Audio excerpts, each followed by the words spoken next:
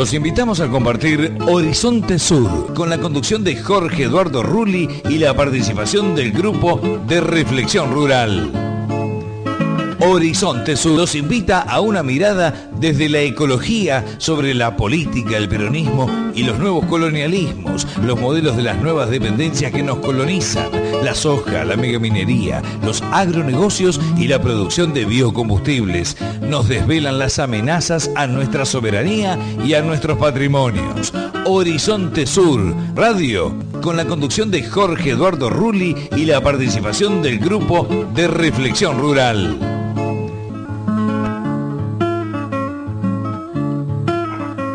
Una vez, en los años 90, nos instruía Horacio Berbisky desde Página 12, y refiriéndose a los muchos militantes setentistas que acompañaban en aquel entonces al gobierno de Menem, que la corrupción era inherente a la participación en una gestión que entregaba los patrimonios acumulados por el trabajo de varias generaciones de argentinos, que privatizaba sus recursos y condenaba al pueblo a vivir sin el respaldo del Estado, al que desguazaba sistemáticamente. Y nos explicaba que si no fuese por la complicidad y la corrupción de cada uno de esos funcionarios, no podría explicarse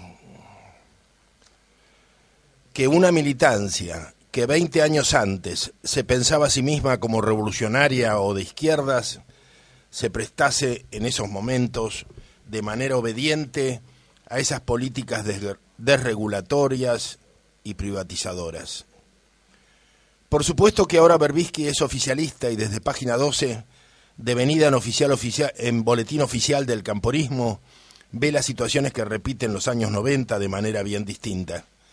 Pero aquellas palabras que escribiera todavía permanecen en nuestra memoria y son perfectamente aplicables al presente, cuanto más cuando muchísimos de los protagonistas son los mismos personajes. El camporismo es en realidad un tango triste, con letra de los 70 y música de los 90. Y que no nos vengan con que le hacemos el juego a la derecha, porque nadie podría hacerle más daño a la Argentina que los que la colonizaron a los mercados globales y a las corporaciones, o los que mantienen y profundizan cada día esas dependencias. Que tampoco nos vengan con que respondemos a los grandes medios, y menos todavía a Clarín. Sabemos perfectamente qué cosa es Clarín, lo sabemos desde siempre, al menos desde la época de la Revolución Fusiladora, cuando el dueño de Clarín era Frigerio, y para escalar posiciones en la estructura gerencial había que dar exámenes de marxismo-leninismo empresarial. Que le consulten a María Seoane o a Orlando Barone lo que es Clarín, que se lean los libros de Isidoro Gilbert, como La Fede o El Oro de Moscú. Por supuesto que también sabíamos qué cosa es Clarín durante los años en que el kirchnerismo mantenía un encendido romance con el multimedios. Pero volvamos a las razones por las que traemos a colación aquellas lejanas explicaciones de Berbisky sobre el menemismo.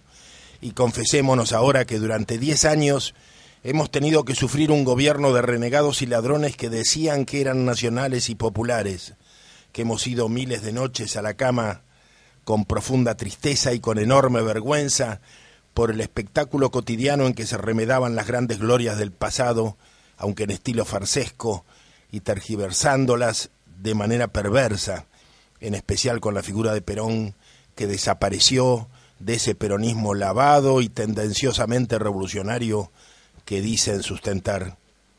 Se los suponía políticos y aprovechaban todos los discursos de que los proveía Horacio González y Carta Abierta para hacer del Estado botín de una pandilla. Sin embargo, nosotros sabíamos que estaban robando, que solamente estaban robando, que todo era un verso para robar, especialmente los derechos humanos, que nada les habían importado jamás a los Kirchner cuando fueron gobierno en la Patagonia.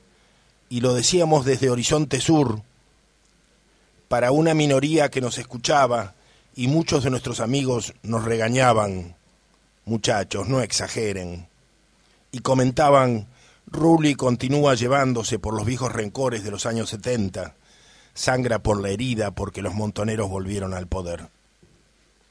Y nosotros insistíamos en que solo eran una banda que actuaba con premeditación y alevosía, y que en su práctica cotidiana remedaba situaciones tal como si asaltaran un banco, una banda sin ideología que carta abierta les imaginaba los relatos como quien entrega preservativos en las puertas del prostíbulo, mientras los demás choreaban a cuatro manos y los asistencializados los votaban porque estaban cautivos, y el todoterreno Martín García les hacía el show de la militancia esperpéntica y con escafandras del Eternauta para las promociones rentadas del activismo fácil que muerde del Estado, mientras los pibes de la cámpora se esforzaban por imaginar que hacían la revolución y en verdad solo hacían la contención distractiva de los que asaltaban el banco.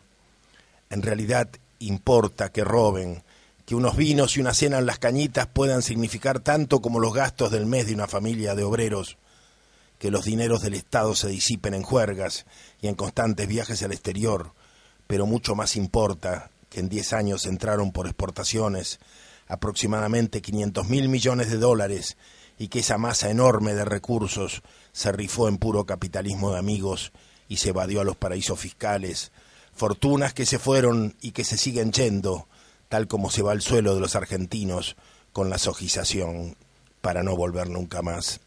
En verdad, son unos canallas.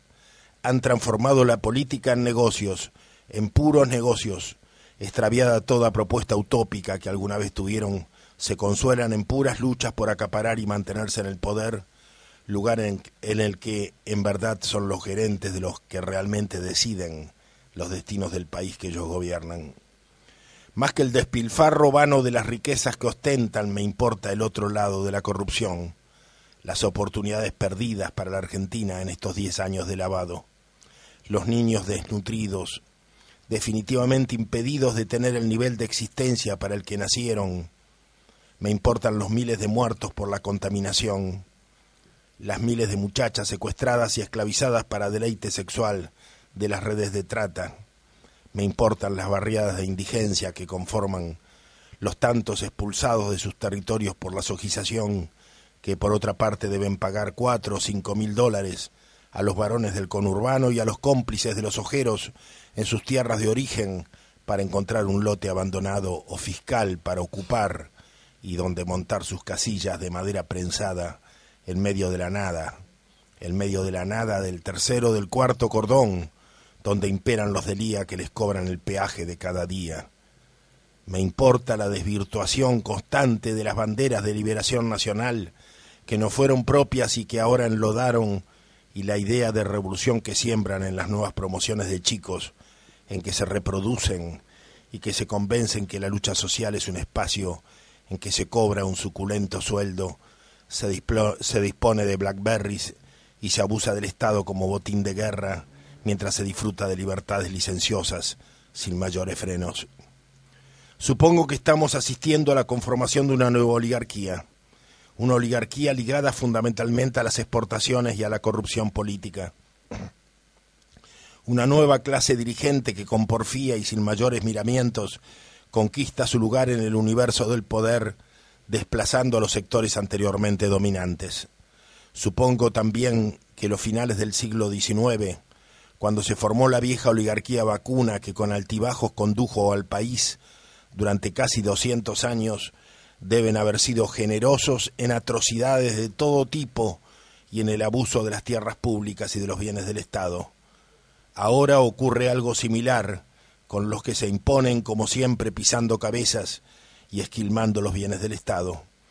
Hoy, a los antiguos relatos que endiosaban el progreso y el crecimiento en función del Imperio Británico, los ha reemplazado la retórica socialdemocrática, autoexculpatoria de las nuevas sumisiones a los mercados y a China, con que los intelectuales a sueldo festejan los profundos cambios sociales que promueve el modelo de los agronegocios y de la agricultura a escala.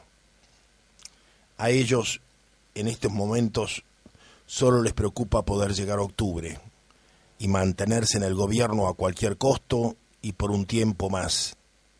Es notable cómo sus voceros en los últimos días han festejado que la oposición participe de los cacerolazos, porque tal como han manifestado sin tapujos, eso les asegura que la protesta encontró un cauce político en que expresarse, que halló los líderes que no tenía,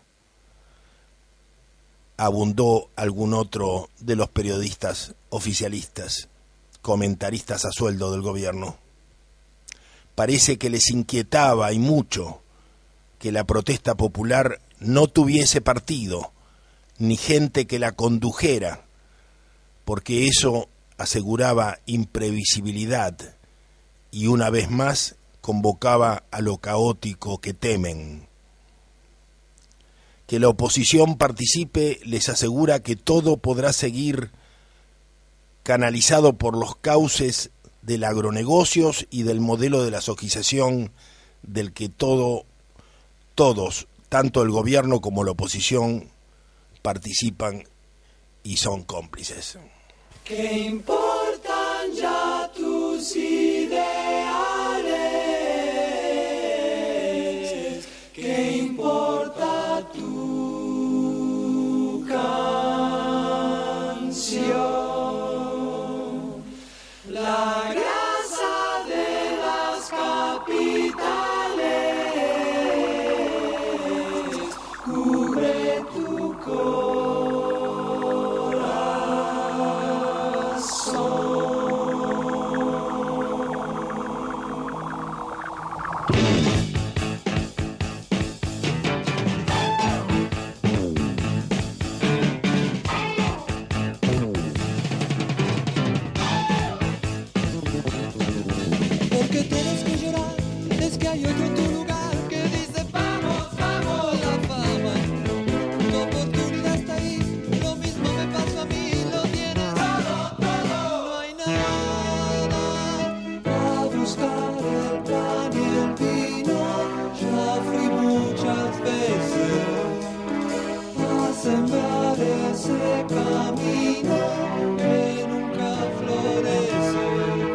trances más.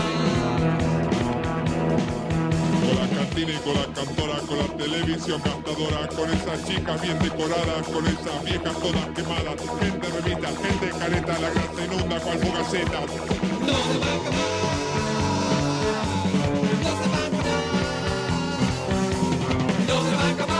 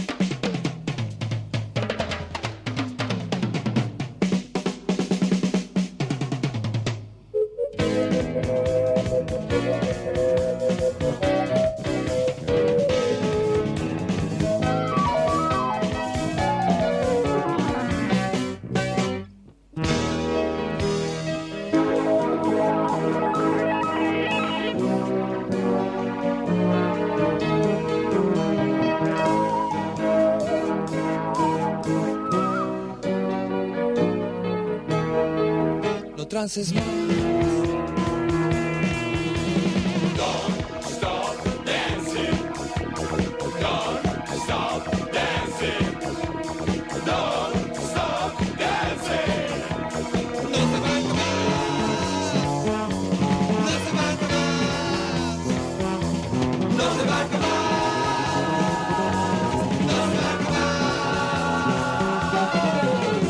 grasa de las capitales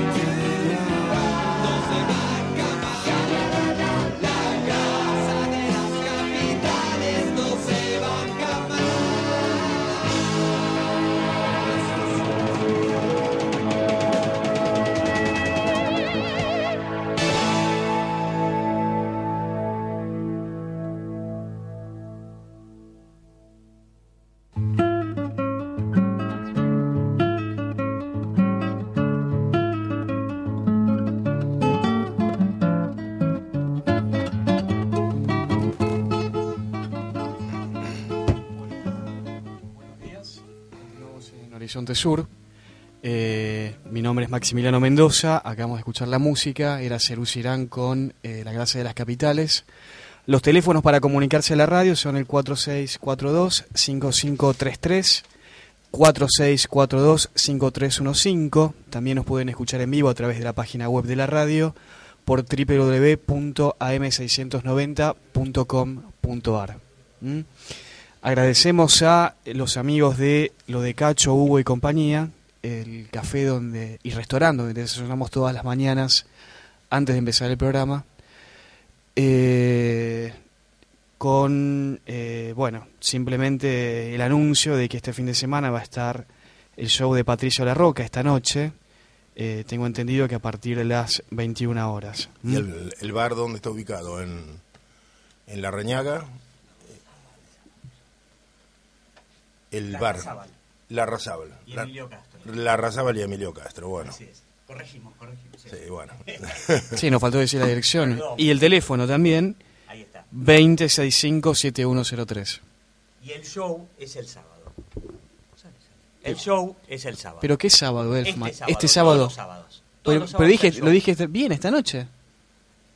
Ah, tienes Hoy razón. es sábado. ¿Me están corrigiendo? Hoy es sábado. Bueno, estamos en Horizonte Sur. En la primera parte, hemos leído mi editorial. Mi nombre es Jorge Eduardo Rulli. Vamos a cumplir 10 años con este programa, con una serie de situaciones buenas y malas, porque por supuesto tener un pensamiento crítico en la Argentina, trae como consecuencia muchos dolores de cabeza y los hemos sufrido.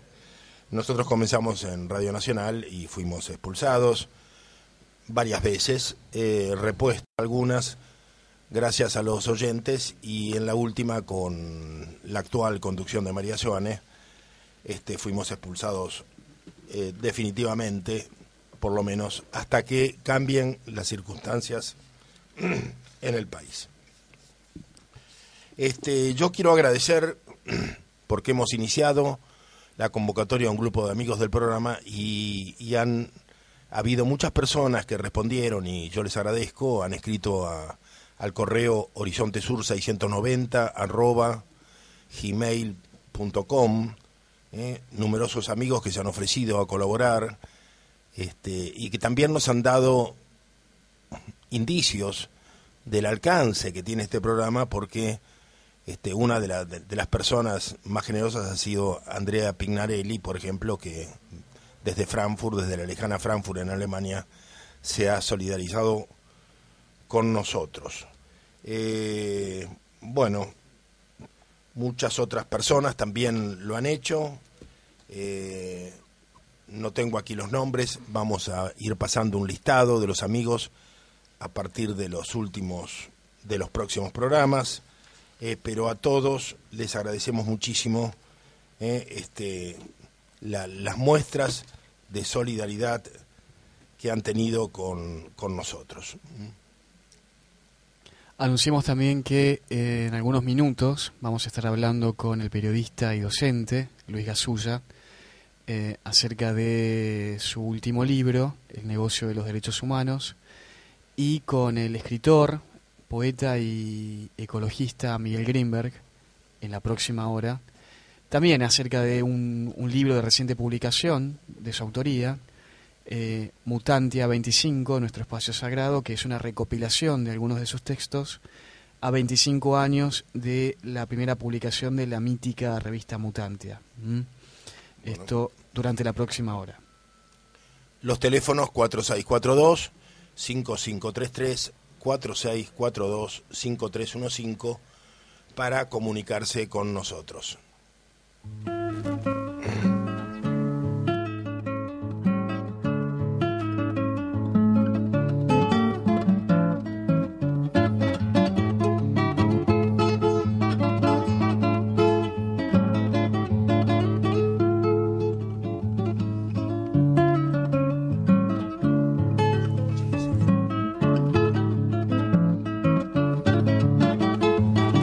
Bien, brevemente vamos a repasar algunos conceptos del programa anterior.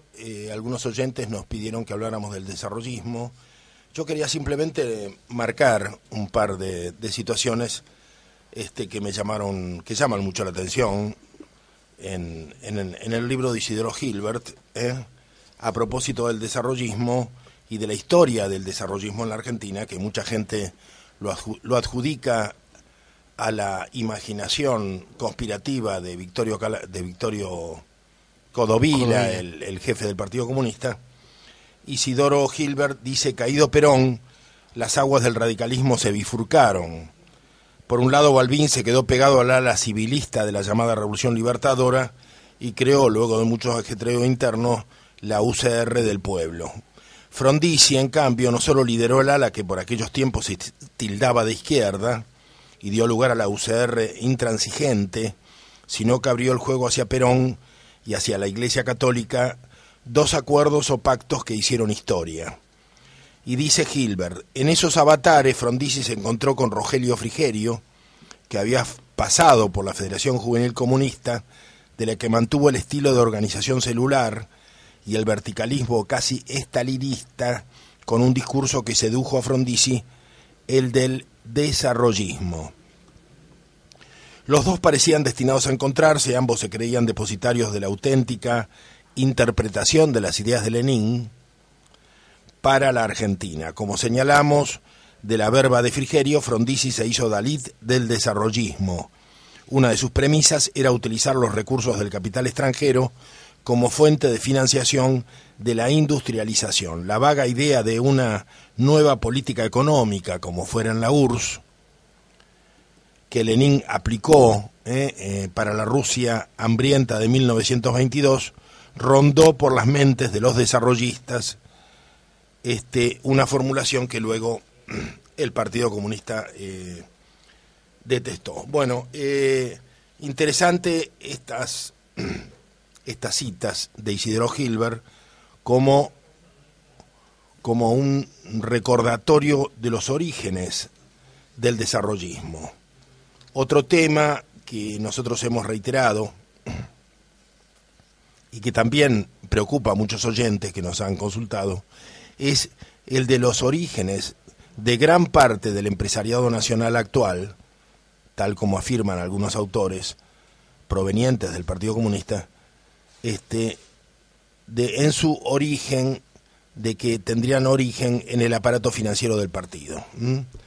También hay una cita en El oro de Moscú de Isidoro Gilbert, que fue jefe de la agencia TASS, de la agencia soviética en Buenos Aires, que es muy interesante porque uno a veces se pregunta cómo puede ser que de las grandes fortunas argentinas unas cuantas provengan de las empresas que estaban financiadas ya sea por los afiliados del Partido Comunista o por los dineros que llegaban de Rusia, y cómo se han lavado la cara, digamos así, y cómo han permitido o logrado olvidar sus antecedentes, ¿no? Y dice Isidoro Gilbert, porque lo considera, aclaremos que considera traiciones a muchos referentes del aparato financiero del partido que luego, aprovechando las debilidades del partido, se borraron y desconocieron sus compromisos políticos.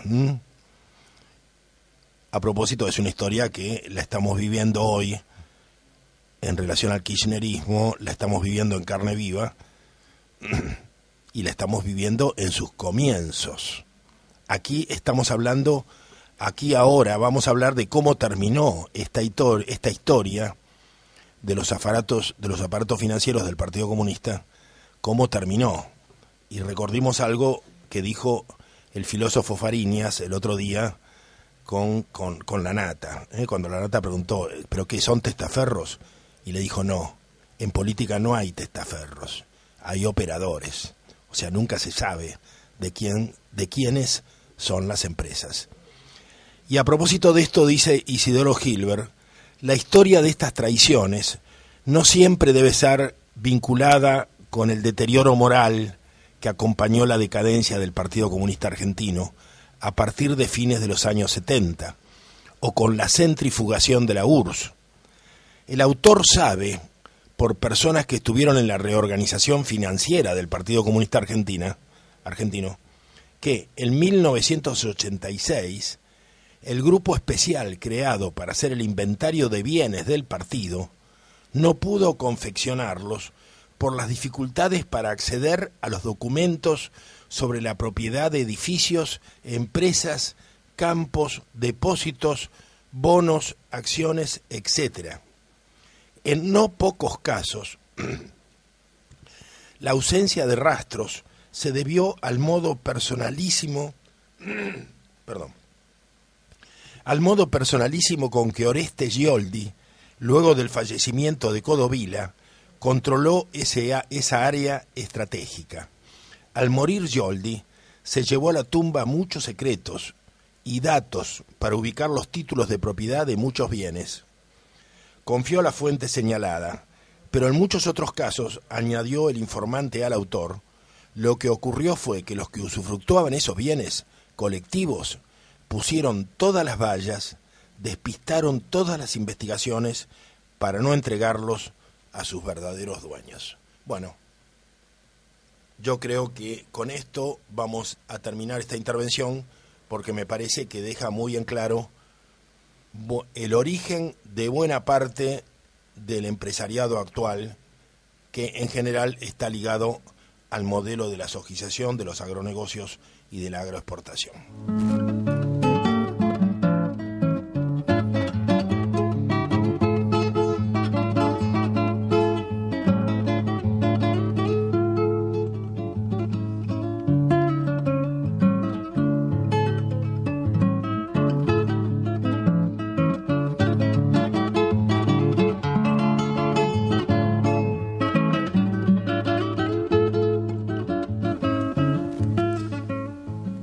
Continuamos en Horizonte Sur. Tengo algunos mensajes acá.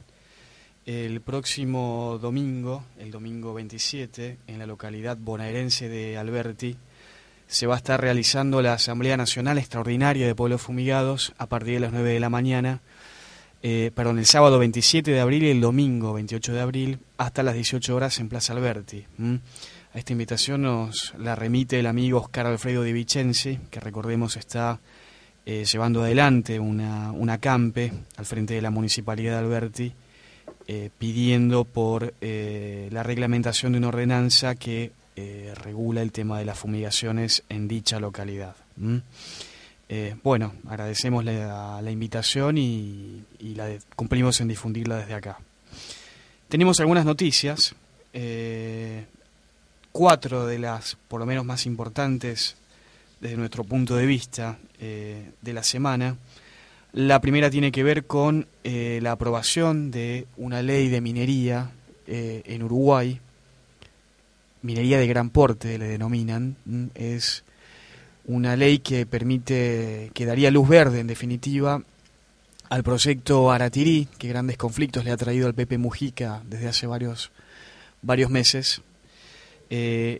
Tras un intenso debate que llevó varias horas, dice acá el diario El Espectador de Uruguay, la minería de gran porte ya tiene regulación con el apoyo de 58 diputados, por supuesto todos los del Frente Amplio, se opusieron los del Partido Colorado, y según el Movimiento por un Uruguay Sustentable, este proyecto abre las puertas a la megaminería a cielo abierto y está hecho a medida de la empresa Aratirí. Por eso este movimiento estuvo presente en el debate parlamentario para mostrar su rechazo a la ley y convocan una marcha el próximo 10 de mayo junto a la Asamblea Nacional Permanente en Defensa de la Tierra y de los Bienes Naturales, donde se rechazarán las políticas que no respetan el medio ambiente. La ley se presentó con algunas ventajas desde el punto de vista económico, justificando conveniencias. Hablan de que se les va a cobrar un impuesto a la renta de las actividades económicas a estas empresas, y se habló de la conformación de un fondo intergeneracional, un fondo soberano intergeneracional de inversión, cómo algunas de las ventajas fiscales que este negocio de la megaminería no tiene en otros países comparativamente hablando. Pero bueno, ya hay bastante malestar y bueno, evidentemente la lucha va a continuar. Y una vez más se muestra que estos regímenes progresistas van por caminos muy similares, ¿no? Si no paralelos, similares en cuanto a la megaminería, a la sojización. Cualquiera que haya viajado al Uruguay puede dar testimonio del modo en que está cambiando aceleradamente el paisaje de la banda oriental debido a la sojización y fundamentalmente a partir de productores argentinos, ¿no? Que han comprado o arrendado tierras en la vecina república. Después, esta semana se reunió la Asociación de Semilleros Argentinos, esperando que China apruebe el ingreso de los nuevos transgénicos recientemente aprobados en la Argentina para poder liberarlos comercialmente. O sea, que están esperando que el comprador los acepte. Claro, digamos, China lo que hace es, conforme a ponderaciones científicas, aceptar el ingreso de estos transgénicos a su país. Recordemos que hace 15 años no fue igual la actitud argentina ante Europa. O sea, primero aprobamos los eventos biotecnológicos y luego se los impusimos por la fuerza del derecho que nos daba la Organización Mundial de Comercio, claro, de que el comprador tenía que probar que lo que no quería comprar era perjudicial para la población. Europa no pudo probar que los transgénicos argentinos eran, en ese momento, digamos así, no pudo probarlo fehacientemente y tuvo que aceptar comprarlos. Parece que con los chinos somos más cuidadosos, ¿no? Aquí el cronista.com señala que las semillas que están esperando esta aprobación pertenecen a Monsanto, por supuesto, a Syngenta, a BASF y a Bayer. Entre estas dos están, por supuesto, la soja RR2, aprobada el año pasado, la que suma parte de la resistencia al glifosato, resistencia a los lepidópteros con la tecnología BT, y la Liberty Link de Bayer, que es la que suma resistencia al glufosinato de amonio. China, se espera que China apruebe el ingreso de estas semillas a su país para que los productores acá empiecen a liberarlas comercialmente.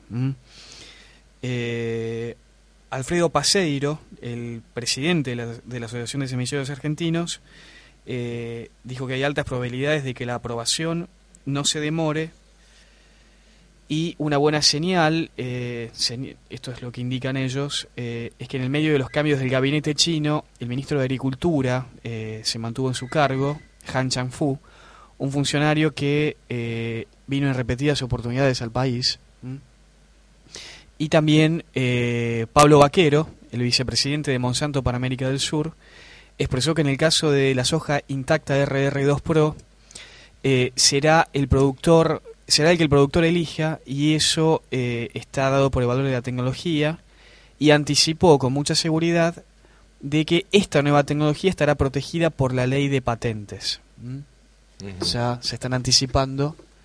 Sí, o sea que lo que se va viendo es un proceso acelerado de profundización de estos temas biotecnológicos en los que la Argentina presume, por boca de nuestra presidenta, de ser vanguardia, ¿no? Vanguardia en biotecnología, vanguardia en patentamientos, vanguardia en sumisiones globales. Hay mucho de mesianismo en estas políticas, ¿no? Yo no me acuerdo que alguno de estos líderes, yo no me acuerdo si fue Huergo o algún otro de estos que conducían este proceso, en una discusión que tuviéramos allá por el año 97-98, y demostrándoles yo la orfandad de la Argentina en este campo, me dijo, bueno, aceptamos ser los últimos, pero me dijo, pero Rulli, cuando la historia se dé vuelta, los últimos serán los primeros. Fíjate si no es religioso esto, ¿no?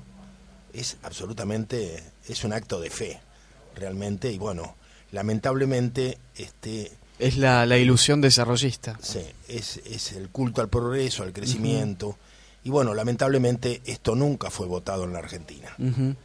Por eso nosotros cada vez creemos menos en esta democracia política que todos los partidos dicen compartir, cuando en realidad los grandes temas que hacen a la vida de los argentinos no pasan por las cámaras de representantes, no están en la mesa electoral para ser votados por nadie, se deciden en otro lugar, ¿no? Lo que decidimos entre la Coca y la Pepsi, pero digamos que tenemos que tomar la bebida gaseosa, eso no está en discusión, eso ya se aprobó. Entonces, no tiene sentido, realmente no tiene sentido, y por eso yo siento, y creo que esa es la razón por la cual los diarios del oficialismo tanto festejaron que muchos de los políticos que son, aunque estén en la oposición, son cómplices de este modelo del agronegocio, estuvieron entre las cacerolas, porque eso les asegura que el proceso no se va a salir de madre, que se mantienen los cauces preestablecidos. No sé, me parece que no tenés más información sobre esto. ¿Tenés más información? Tengo dos noticias más, sí. No, porque yo Pero quería después pasar una cosa... Muy pequeñas, igual. Bueno, pequeñas. Al costado positivo de esto, ¿no? Claro. Terminemos... Pequeñas porque las voy a comentar brevemente, pero que son Dale, bastante adelante. graves, a pesar de que nos acusen de apocalípticos. Bueno, esta es muy breve. La minera Barrick apeló el fallo que la semana pasada se les impuso en Chile por el proyecto Pascualama en un juzgado de la Corte de Apelaciones de Copiapó, que determinó que los trabajos de no innovar en Pascualama, conforme a algunas denuncias ambientales presentadas por comunidades indígenas que viven en la zona. Vamos a ver cómo continúa esto. Y esto que está subido ya al muro, al Facebook del grupo de Reflexión Rural, acerca de el gobernador Jorge Capitanich, que participó de la Asamblea Extraordinaria del Consejo Federal de Medio Ambiente, donde anunció, de alguna manera, el reemplazo de gran parte del bosque nativo chaqueño por maderas de alta producción. Así es. Es espantoso. Este anuncio es de una carga terrible, es un despropósito realmente demencial y que anticipa la probable desaparición de lo que queda de bosque en la Argentina, porque este sería el pensamiento del kirchnerismo, ¿no? Aquí Data Chaco señala que el mandatario, por Jorge Capitanich, instó a trabajar en una agenda ambiental coordinada que incluya el desarrollo de un mecanismo de sustitución de bosques no maderables por maderables de alta productividad, la aplicación de biotecnología y herramientas para aumentar la productividad y rentabilidad a través de la cadena de valor. Espantoso. Bueno, el lado positivo. Nos visita Jerónimo Márquez, que proviene de Maillín Ahogado. Él es parte de un grupo de chicos, de gente muy joven, de neocampesinos, de gente que vive de una manera mucho más natural, en contacto con la naturaleza, y que están desarrollando, junto con las formas de autosubsistencia, en medios de paisajes paradisíacos, muchas artesanías y tecnologías. En este caso, ellos son los que han impreso en los últimos años los libros del sabio maestro Fukuoka, que nos guía a muchos de nosotros, que alguna vez nosotros, incluso en Horizonte Sur, hemos distribuido la revolución del rastrojo, por ejemplo, los primeros libros que ellos editaron, y ahora por suerte Jerónimo nos visita y le damos nuestra bienvenida. Muchas gracias, Jorge. Y sí, quería aclarar un poco que yo estoy participando hace muy poco en el grupo que estaba conformado hace muchísimos años ahí en Mallín, gente que trabaja la tierra y que vive en el lugar hace muchos años, y que también hace muchos años le llegó la información de Fukuoka y la empezaron a leer, la corregían, la metían en la compu, la sacaban y después hicieron tiradas grandes de los libros. No sé, pero pone, por ejemplo, 1000 ejemplares, después 1000 ejemplares de vuelta, así de libros de la revolución de un rastrojo, y que a mí me llegaron mucho tiempo después y bueno, la verdad que esto, cuando lees las cosas que dice Fukuoka, como que ves que muchas cosas están de más. Y bueno, y cuando vas allá y ves cómo lo aplican, es realmente, o sea, conmovedor y atractivo, ¿no? O sea, te gana el corazón, ¿verdad? claro, Sí. y te llama a ser parte de eso, ¿no? O sea, yo voy allá y veo como lo que hacen por ahí un grupo de familias o de personas que tienen huertas, dicen, bueno, en agosto empezamos, de agosto a diciembre, vamos todos, o sea, los que trabajan la tierra en esa época es la que más laburan, y lo que hacen ellos en grupos de familia es, bueno, el primer lunes vamos a la casa de uno, el lunes siguiente vamos todos a la casa de otro. Entonces, durante la semana trabaja cada uno en la huerta particular y hace los trabajos más simples o, bueno, lo que tiene tiempo, y deja los trabajos más duros para cuando vienen todos, que por ahí, no sé, 10 personas en un solo día, haces un laburo grande de huerta, y eso le sirve para después. Muchas familias es como que pone papa, no compran en todo el año porque cosechan un montón. Terminan comprando los que laburan y viven de eso, compran los gustos que se quieren dar, no sé, palta, que allá no hay, berenjena, pero es como... Todo lo demás lo producen Claro. una u otra familia. Sí. Ubicanos, ¿dónde está Maillín Ahogado? Maillín Ahogado está...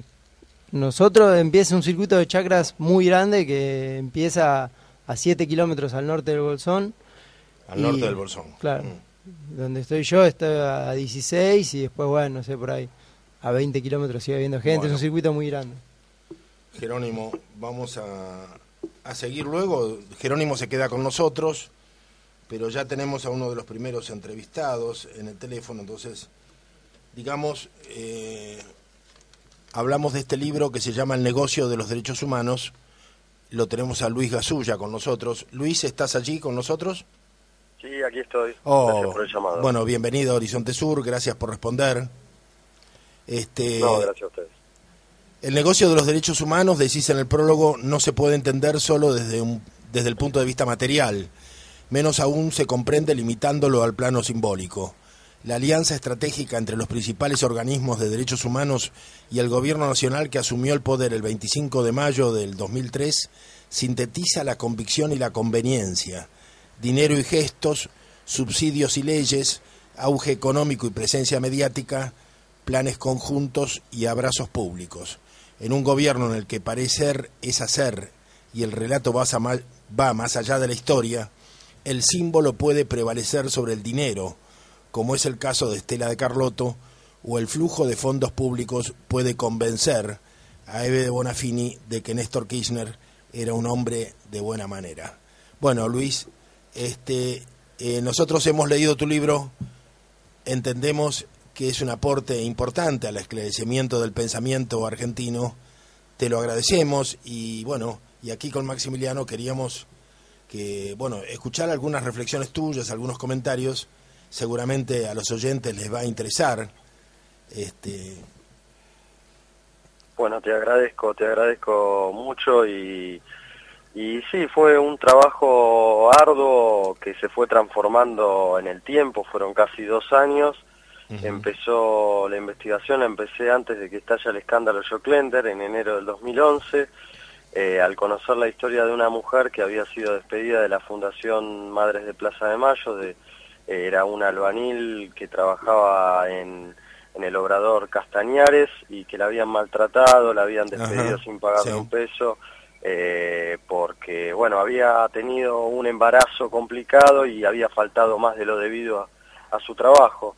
Pero bueno, las cosas que me empezó a contar esta mujer hablaban de verticalidad, centralismo, maltratos, discriminación y bueno, muchas cosas que nada tenían que ver o nada debían tener que ver con un organismo de derechos humanos, más allá de la confusión entre lo público y lo privado que existe en estos líderes, en el gobierno y en algunos ex apoderados que manejaron tanto dinero. Y bueno, está hablando con nosotros en Horizonte Sur Luis Gasulla, de su libro El negocio de los derechos humanos, que lleva por subtítulo Humildes estafados, progres engañados, trampas y corrupción, los verdaderos sueños compartidos entre el gobierno y las organizaciones de derechos humanos, libro editado por Sudamérica.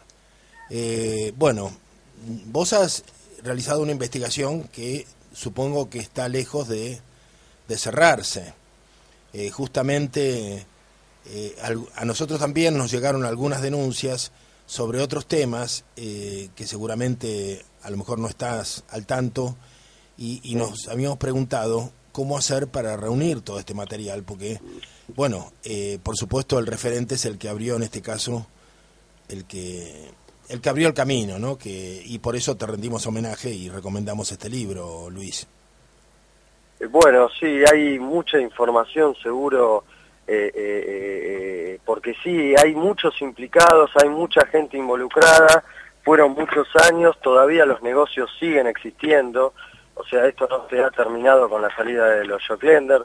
Luego de salir los Joclender hubo nuevos Joclenders dando vueltas por ahí, y esto, sí, como vos señalás, tiene muchísimas ramificaciones. Uh-huh. Sí, y además tiene una connotación política evidente, ¿no? Porque vos en varias oportunidades recordaste que no hay en el pasado de los Kirchner una preocupación sobre estos temas, sino que con una inteligencia política muy aguda se dan cuenta que eran las banderas que necesitaban para implementar sus políticas. En aquel momento era el escudo ético necesario, ¿no? Un gobierno que se decía nacional y popular debía tener de su lado a los organismos de derechos humanos, a los grupos piqueteros y a todos los referentes sociales que en aquel momento habían ganado la calle. El kirchnerismo lo que más le preocupaba era recuperar la calle luego del 19-20 de diciembre y cooptar de alguna manera a todo aquello que se podía llegar a englobar en lo que se conoce como progresismo. De hecho, todavía hay mucha gente que prefiere creer en este discurso para no hacerle el juego a la derecha, entre comillas, para, porque el kirchnerismo le dio todo lo que pedían, teniendo no razón, a los referentes de los organismos de derechos humanos. Los referentes de los organismos de derechos humanos que se alinearan con sus políticas, o sea, no hay que meter a todos en la misma bolsa, no es lo mismo Nora Cortiñas, Adolfo Pérez Esquivel, o distintas madres de Plaza de Mayo del interior del país, que Eve y Estela. Hubo muchas madres que se fueron alejando de Eve porque veían algo turbio en esta idea revolucionaria, también entre comillas, de construir viviendas. No les cerraba, y así se lo hicieron saber a Eve, y bueno, pagaron con prácticamente la desaparición pública, porque no tuvieron fondos ni recursos para volver a participar de las marchas en Buenos Aires, y sus críticas las hicieron por lo bajo, sin prensa de ningún tipo. Algunos testimonios están en el libro. Luis, ¿cómo estás? Buen día, te habla Maximiliano Mendoza. A mí, al igual que Jorge, me quedó la sensación al final del libro, en el epílogo, de que todavía queda mucho por investigar, hay mucha cuestión pendiente. Y bueno, te quería preguntar, ya de alguna manera lo dijiste, ¿qué de todo esto continúa a pesar de que hayan cambiado algunos nombres, ¿no? Por ejemplo, en el caso de Joclender saliendo de la fundación, y el reemplazo por la hija de Bonafini, Alejandra Bonafini, y cómo se encuentra la causa hoy, porque también nos hemos desconectado bastante, por lo menos desde la cuestión mediática de esta situación, ¿no? La causa del jueves estuve hablando en off con uno de los implicados, y la verdad que en la causa hay cosas increíbles que no han llegado a los medios, porque Ollarvides se ha encargado de que así sea. Yo estuve declarando con Ollarvide como en declaración testimonial, me felicitó por el libro, me dijo que era, su secretario me dijo que era el alegato ideal para encarcelarlos a todos. Yo les pregunté por qué no la citaban a Eve, bueno, me sorprendieron 20 días después llamándola, pero con con unas preguntas muy infantiles y con unas respuestas de Bonafini casi contradictorias, pero acá nadie, en esta historia nadie es inocente. Los Joclender se enriquecieron, pero yo dudo que pueda la justicia terminar probando y condenándolos, porque si lo hacen acá en esta causa, tienen que terminar presos intendentes, gobernadores, funcionarios del Ministerio de Planificación, y esto llega hasta lo más alto del poder político. Hay coincidencias en el sistema de corrupción entre el escándalo de Lázaro Báez, que ahora está en el tapete público, con lo de Vudú y con lo de Joclender. Son personas que después se transforman, algunas de ellas, en chivos expiatorios ideales para el gobierno, algunas por su juventud, otras por su afán mediático y otras por su pasado tenebroso, y que después se les suelta la mano porque es funcional a este sistema tener alguna persona que caiga, por lo menos por un tiempo, en prisión, y decir, bueno, ven, acá funciona la justicia, el corrupto es separado. Pero el sistema es corrupto en sí. Yo, luego de que el libro saliera a la luz, se contactaron varias fuentes y algunas realmente me dieron información que la verdad que me sorprendió, porque cuando terminé el libro uno puede tener la idea al leerlo que Eve Bonafini es una persona inescrupulosa, una persona que sabía muchas cosas y una persona que es bruta y que cometió errores por su ignorancia.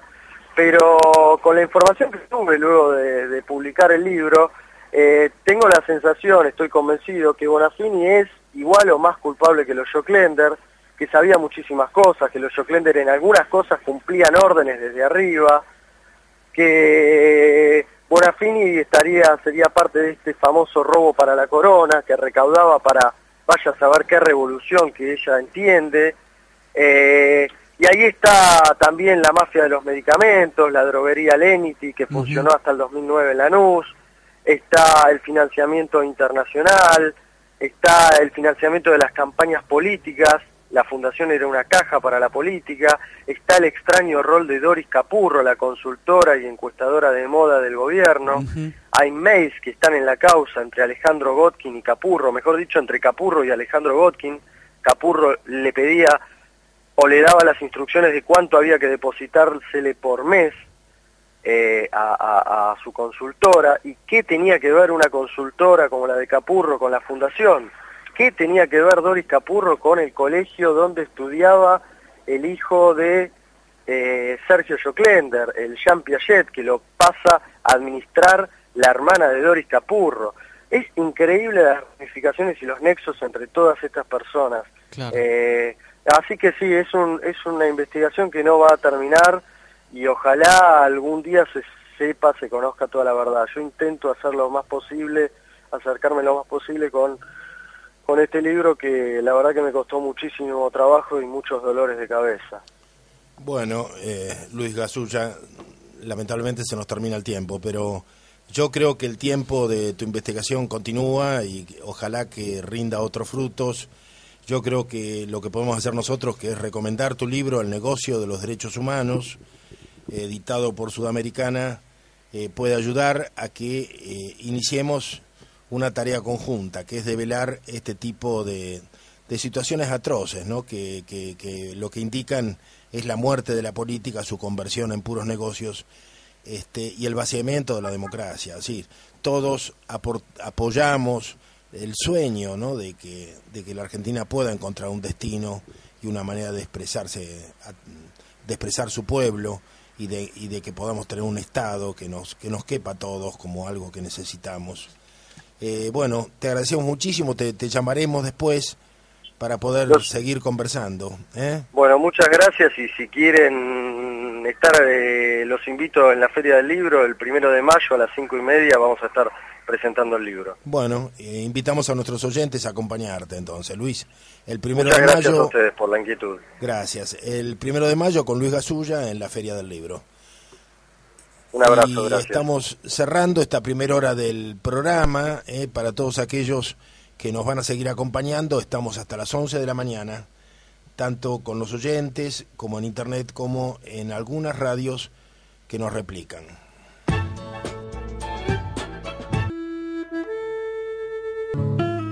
Continuamos en Horizonte Sur. Bernardo Elfman aquí le ha robado un poco el micrófono a Jorge Rulli. Va, un minuto nada más, ¿no? Para pasar algunos chivos. Les cuento que ustedes pueden seguir un programa en el cual estuvo Jorge Eduardo Rulli contando muchas de las cosas que dice acá y otras cosas tal vez, pues si no, digo, ¿qué le decimos de bueno a la gente o qué posibilidades tiene la gente de escuchar algo diferente, ¿no? Es un programa que va por internet en el sitio web www.marcospaz.com.ar. Es un programa de entrevistas donde estuvo Jorge Eduardo Rulli, Grupo de Reflexión Rural, y además estuvo la secretaria de prensa del municipio de Marcos Paz en otro bloque. Así que muchísimos temas en 1 hora y media, ¿eh? Está en este sitio, está en todos los sitios del Grupo de Reflexión Rural, que ahora va a pasar a contarnos Maximiliano Mendoza. Una entrevista que ya tenemos subida al Facebook del Grupo de Reflexión Rural. Así es, así es. Y seguramente ya debe estar en la página del portal de noticias del grupo, que es paralelmundo.com. Y aprovecho para repetir las demás. Dale. Volveralatierra.com, que es la página en la cual, es una iniciativa del Grupo de Reflexión Rural para promover la neoruralidad. También tenemos la página del programa, horizontesur.com.ar, donde ahí se ven, se leen las editoriales de cada sábado de Jorge, y tenemos los archivos de los programas también allí. Así que distintas opciones para estar en contacto con nosotros. Además los amigos de Marcos Paz son medio remolón y capaz no se levantan tempranito para escuchar para escuchar Horizonte Sur aquí en vivo. Que es lo que básicamente me pasa con mis amigos, que escuchan a la tarde el programa. Exactamente, lo pueden seguir a la tarde, ¿no? Ahí medio en la siesta, de 15 a 17 en lo que es la radio pública de Marcos Paz, donde hay otros proyectos que ya vamos a estar contando más adelante, porque Rulli va a tener un programa seguramente en vivo, también de noche, tenemos para todos los gustos, bien a la mañana, después tenemos a lo que es después del mediodía y posiblemente a la noche. ¿No va a ser un café concert? No, prometemos que va a estar muy bueno, pues no creo que sea un café concert. Bueno, aprovecho nuevamente para repetir los números de la radio. El 4642-5533, 4642-5315. Nos pueden escuchar en vivo desde internet en www.am690.com.ar. Agradecemos el contacto de Patricia Escoset. Tenía una pregunta para el entrevistado que acabamos de sacar al aire, Luis Gasulla, el autor del libro El negocio de los derechos humanos. Preguntaba por una información en particular acerca de los abogados y el patrocinio que han tenido con algunos detenidos desaparecidos durante la última dictadura militar. Así es. En relación a las indemnizaciones, ¿no? Hay mucha información en torno a algunas comisiones, ¿no? Que cobran inescrupulosamente algunos abogados para gestionar esto como quien te gestiona una jubilación o algo por el estilo. Un modus operandi muy repetido, ¿no? Así que, tengo entre mis manos, recién salido del horno, una coedición de la editorial El Asunto, y Milena Cacerola. Se llama Peronismo, Cuentas Pendientes, y el autor es una persona a quien conozco bastante bien ya, que en minutos va a estar con nosotros, en segundos. El libro de Jorge Rulli acaba de salir, en realidad no está en las librerías todavía, pero nos acaban de enviar los primeros 50 son. Los primeros 50 tienen todavía, es como el pan, ¿no? Que está recién horneado. Sí, aparte tiene este olor a de nuevo. Imprenta, nuevo.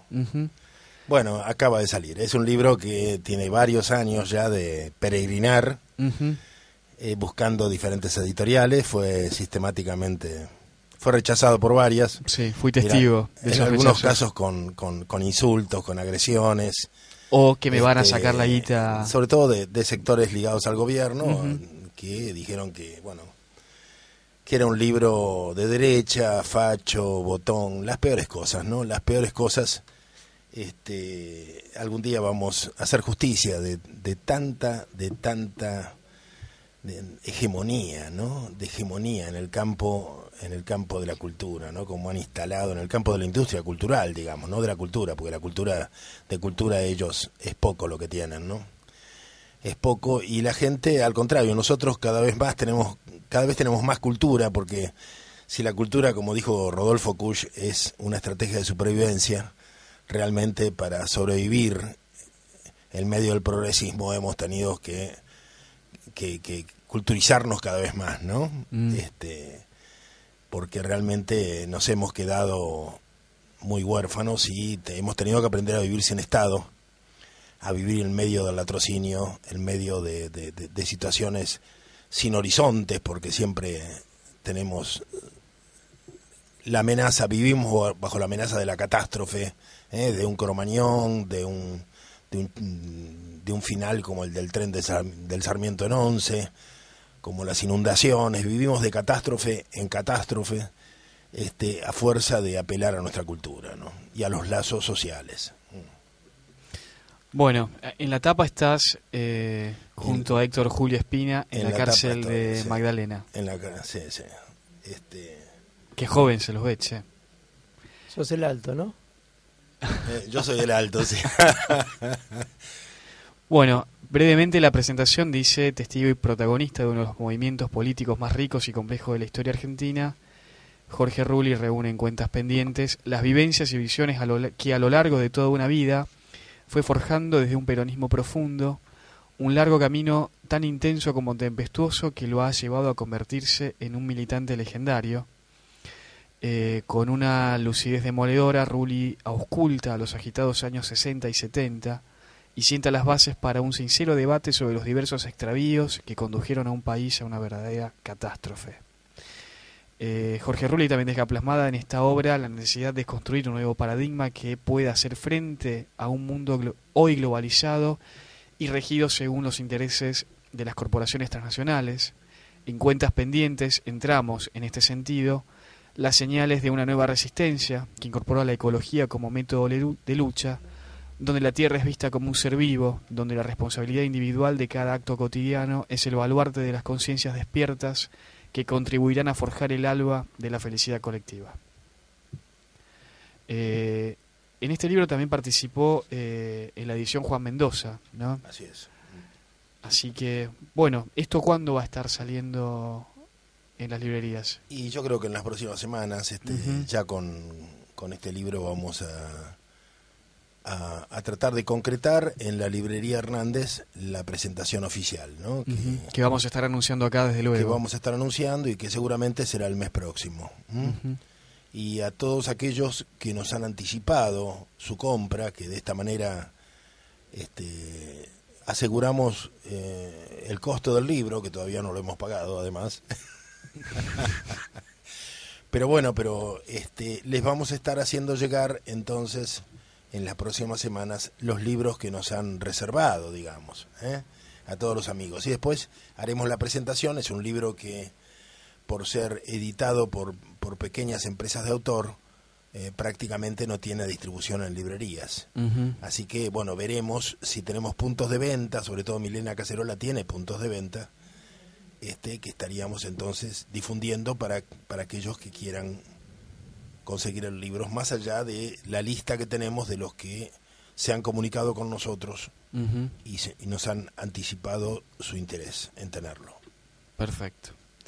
Bueno, estaremos anunciando entonces las presentaciones y seguramente va a ser difundido también en las páginas web y vamos a tener los correspondientes. Vas a estar en esta presentación, me imagino, porque en el Guerrero de la Periferia no estuviste. Voy a estar.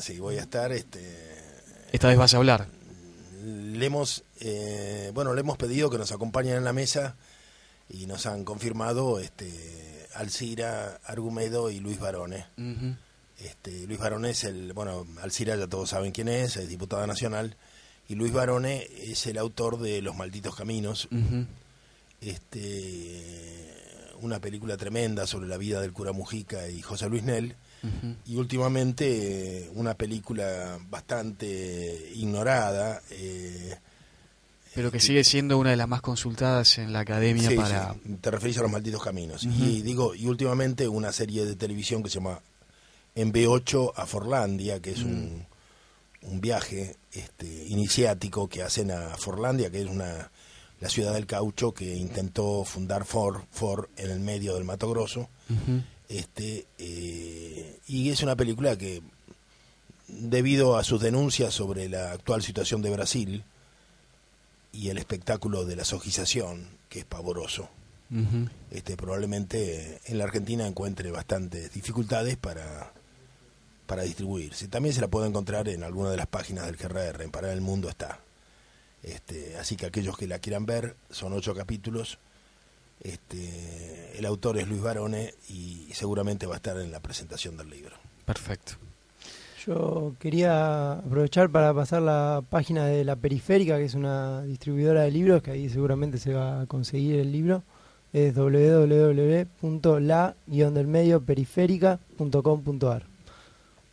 ¿Y qué es eso? ¿Una imprenta o una distribuidora? Una distribuidora de libros independientes. Una distribuidora alternativa de libros independientes. Tiene qué bien. varios de los libros de Milena, del Asunto, tiene varias cosas y trabajan por internet, venden al interior, hacen bastantes cosas los chicos. Bueno, el que hace este aporte es Jerónimo Márquez, que hoy nos visita, con el cual habíamos prometido seguir conversando, porque es parte de este movimiento joven neocampesino. Confiamos en algún momento en engancharlo a Maximiliano, pero cuesta, ¿viste? Cuesta mucho, sí. Él ha prometido ir a Marcos Paz a hacer trabajo voluntario, ya hace casi un año, sí, que viene prometiendo, pero no tiene tiempo, ¿viste? La radio, los micrófonos lo atraen. Pero vos viste lo que son los trenes. Claro. Es una cosa tremenda. Claro, el tren Sarmiento, no se puede viajar. No, aparte la ciudad te consume el tiempo. A mí la eso ciudad te atrapa, sí. Que estaba leyendo Maximiliano, el método de lucha de volver a la tierra, que un método de lucha también es una forma de vivir, más que un método de lucha. Sí. Con lo que decías de Kush, que también de cómo formar nuestra propia cultura y como eso, o sea, vivir con tus cosas, con la tierra, en contacto con tu tierra, y no digo tú de propiedad, sino la tuya, la que ves todos los días, la que trabajás y la que la compartís también, ¿no? Porque si algo que pasa allá y que vemos que pasa, que la tierra se comparte, va formando otra cultura donde no tenés esta asistencia de nada del Estado, o sea, no de nadie, sino que la tenés de todos, pero no es del Estado, o sea, no. No, es ahí, de la persona. Claro, o sea, sí. A ver, aclaremos eso porque me parece un tema importante. La cultura constituye nuestra propia existencia. Por ejemplo, no es lo mismo que yo hable español naciendo en la Argentina que hable arameo habiendo nacido en Palestina, ¿no? Eso, y yo visto de una manera, el otro de otra. Yo tengo ciertas relaciones, tengo ciertas prácticas, o sea, la cultura constituye a cada uno de nosotros en el lugar en que nacimos, en su familia, en su pueblo, en sus tradiciones, respetuoso de las memorias, ¿no? Esta es la cultura habitualmente que nosotros consideramos, pero también la cultura constituye una estrategia de supervivencia. Y lo tenemos en la Argentina como una situación muy dolorosa, en el sentido de que se ha perdido una cultura, sobre todo en el trasplante de gente que debido a la sojización y a los agronegocios y al proceso galopante de urbanización tiene que marcharse del campo a la ciudad. O sea, yo vivo en el monte chaqueño o en el monte paraguayo y sé cómo manejarme y sé qué puedo comer y qué planta es venenosa y sé cómo defenderme de los peligros del monte, ¿no? Y sé cómo usar el cuchillo y sé cuando alguien me agrede o está bromeando, ¿no? Sé diferenciar. En el cortejo también sé diferenciar la mujer que me acepta y la que me rechaza. Entonces, estas claves hacen a un mundo cultural, ¿m? Pero sobre todo a mí me permiten manejarme en ese mundo que es el monte, saber cómo construir una casa, defenderme del frío, del calor, de la lluvia, cómo tener comida siempre, ¿no? Esta es la cultura. Ahora, viene el sojero y me obliga a emigrar. Y yo llego, suponete, al partido de Moreno en el tercer cordón del Gran Buenos Aires. O llego a Tolosa. Llego a Tolosa en el Gran La Plata, ¿no? Y laburo en huertas, pero la estrategia de supervivencia en Tolosa es otra. O sea, y la idea de tener una linterna clavada a la altura de la puerta, a una altura para que los chicos, los más pequeños, puedan alcanzarla en caso de una situación, o tener una casa sobre pilotes, me es ajena. ¿Se entiende? Entonces, cuando viene una inundación pasa lo que pasó. No, te faltó tu abuelo. Faltó la supervivencia, ¿viste? Porque son nuevos en la ciudad, ¿no? Se ubicaron en el valle de inundación de un río, como suele pasar en el Reconquista, y colocaron la casa a ras del piso. Y el río no es malo ni bueno, el río en una época del año sube y cubre una parte del valle de inundación. Por eso se llama valle de inundación. Lo que pasa es que los políticos lo arrasaron al valle de inundación, donde había monte, lo arrasaron, y donde estaba el terreno limpio la gente fue y colocó casas. Pero no las colocó sobre pilotes. Ningún concejal les dijo, construyan, pero construyan al igual que en el delta, ¿no? A una altura de 2 metros. Entonces cuando viene la inundación, ustedes simplemente se quedan tomando mate y esperan que pase, que es lo que hacía la gente habitualmente. Ahora viene la inundación y te arrastra. Bueno, pero no te preocupes porque después te consigo un colchón y de paso te pido que me votes. ¿Se entiende? Entonces me parece todo un tema de la cultura, desde el punto de vista de la estrategia de supervivencia, que me parece que hay que manejar, ¿viste? Y en esta inundación fue muy patético eso que la gente decía, que muchos no tenían una manera de subir al techo de su casa. Y esto era la ausencia de poder planificar escenarios de riesgo. Yo hice un ejercicio en familia, por ejemplo, ¿cuáles son los escenarios de riesgo? El incendio, la inundación, que te asalten la casa, son 3 o 4, no son muchos más. Entonces, es interesante en familia ver, cómo enfrentamos los diferentes escenarios, cómo nos posicionamos, ¿no? Entonces, surgió que uno de los pibes dijo, pero sí, tener un matafuego ante el escenario de incendio está bien, dice, pero el que vos tenés es muy pesado, ¿no podemos conseguir uno más chico que lo pueda manejar yo? ¿Viste? Bueno, entonces, comprendes, esta es la participación. Y si nos asaltan la casa, ¿cómo hacemos? Yo me hice yo bloqueo la puerta con un cuchillo, pero ¿y los otros qué hacen? ¿Viste? Esto es una estrategia cultural, sobre todo en ausencia del Estado.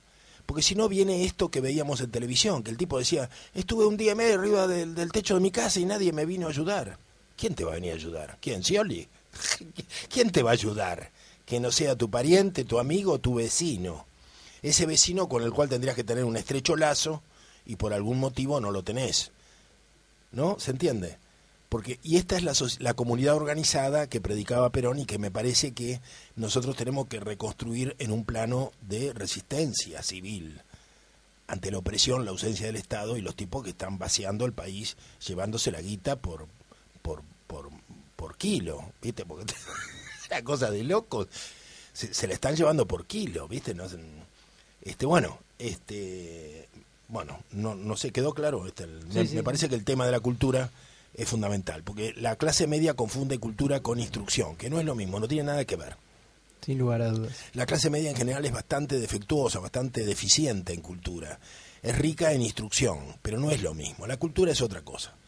Es saber moverse en cualquier ambiente con soltura, saber enfrentar un truco, o saber enfrentar una pelea, o saber enfrentar un cortejo, o saber construir la casa, o saber producir tus propios alimentos, o carnear un chancho. Y todo esto es parte de un paquete cultural que en la ciudad ha sido bastante dificultoso transmitir. Se han transmitido otras cosas, ¿no? Nuestros chicos en la ciudad saben moverse de otra manera, saben que en cualquier momento los roban, que les roban el celular, que tienen que ocultar la plata. Esta es la nueva cultura que se va instalando y que no es suficiente para la existencia de la vida, ¿no? Yo siento como que la cultura de supervivencia en los márgenes de la ciudad es una cultura que no alcanza para que alcanza solamente en un hábitat muy estricto, ¿no? Pero que se distancia de lo que puede ser la cultura para la vida, que te exige nadar, pescar, saberte orientar en el bosque, este tipo de cosas que durante cientos de miles de años fue lo que caracterizó la cultura de lo humano. Sabés que hace tiempo retomé Geocultura del Hombre Americano de Kusch, de Rodolfo Kusch, y que de hecho, bueno, la retomé a propósito de este artículo que escribimos con respecto a Monsanto y las decisiones que se tomaron el año pasado con respecto al Consejo de las Américas, la aprobación de la soja RR2. A propósito, te pregunto si ya fue publicado en la revista que dirige Alcir Argumedo. No, se va a publicar en mayo. En mayo. Claro, con un capítulo más que describe la trama de BlackRock y algunos fondos de inversión vinculados a gran parte de los grupos financieros más poderosos del mundo, entre ellos el Clan Rockefeller. ¿Cómo se llama esa? El Credit Suisse. Causa Sur. Causa Sur. Causa Sur. Eso. Bueno. Va a estar publicado de nuevo, pero bueno, te decía que retomé este libro y es importante que hablemos de... no estoy seguro de si utilizar la palabra cosmovisión, porque es una palabra que forma parte de las formas de cultura del occidental, pero sí una visión de la totalidad del mundo. Y había un capítulo allí relacionado con cómo concebían las montañas los hombres andinos, y hablaban de las achachilas. No sé, recordarás que... Achachilas, sí. Que vendrían a ser los abuelos. Claro. O que vendrían, digamos, a ser las montañas, ¿no? Las montañas, los abuelos ancestrales, sí, que en los largos periplos del hombre andino, al cruzar esos caminos, no los hacían, los protegían de la angustia, ¿no? de la soledad, y por lo imponentes que son esas montañas, siempre te dan la sensación de que van a estar ahí, de que, digamos, son espacios sagrados que no te van a abandonar, ni a vos, ni a tus hijos, ni a los hijos de tus hijos. Y es importante que rescatemos estas viejas lecturas, porque tenemos que repetir, como decimos siempre, que las formas de cultura impuestas por la modernidad han devastado los espacios sagrados, y es importante tenerlo en cuenta a la luz de los conflictos que hoy tienen lugar en la Argentina. Cuando tomamos el caso de lo que está ocurriendo en Famatina, por ejemplo, ese cerro también forma parte de algo sagrado para esa comunidad. Seguro. Y hay mucho de eso, hay mucho de indio en las asambleas cuando dicen Famatina no se toca, ¿no? Porque es el fundamento, ese cerro es el fundamento de una vida en comunidad, es el símbolo. Hay mucho de arraigo, de defender las propias raíces, ¿no? Y el paisaje sagrado al que ellos se han acostumbrado a través de muchas generaciones, y me parece muy importante eso que estás diciendo, porque he escuchado, he sido testigo del dolor de mucha gente andina o trasandina en lugares planos y su añoranza de los cerros. O sea, me decían, ¿cómo se pueden ubicar ustedes sin la montaña en el horizonte? Claro, porque en ciertas ciudades de América Latina tenés siempre la montaña tuya, ¿no? La montaña la tenés en algún lugar y sabés dónde está el norte, el sur, el este o el oeste, porque está la montaña que te guía, ¿no? Siempre está allí. Y cuando no está la montaña es como que te falta algo. Pero hay que ser de ese mundo, es un universo cultural, ¿no? Y bueno, y en general las montañas inspiraban sentimientos sagrados, ¿no? Yo cuando fui a la aldea de mi abuelo me encontré con que, bueno, también hay una montaña sagrada allá, ¿no? Y bueno, y que la gente habla de ella con un sentimiento de mucho respeto. Bueno, Yo quería, a propósito de un libro que se llama Mutantia 25, Nuestro Espacio Sagrado, que es de Miguel Grimberg, y que trata temas que no son muy caros a todos en el corazón. Dice él, un despertar sin precedentes se está produciendo en el seno de la humanidad. Algunos seres humanos lo captan espontáneamente y sus vidas cambian de inmediato. Otros lo viven como una especie de malestar cotidiano que no logran desentrañar. Las variables son múltiples. En tiempos antiguos, las grandes transformaciones espirituales ocurridas en el seno de nuestra especie se asociaban a ceremonias mágicas o sobrenaturales. Apenas unos pocos elegidos lograban discernir el fondo y la forma de las modificaciones que se producían, en tanto la multitud seguía prestando atención a los rituales obsoletos del mundo que se desintegraba a su alrededor. Bueno, creo que lo tenemos en el teléfono a nuestro amigo Miguel Grimberg. ¿Estás allí, Miguel?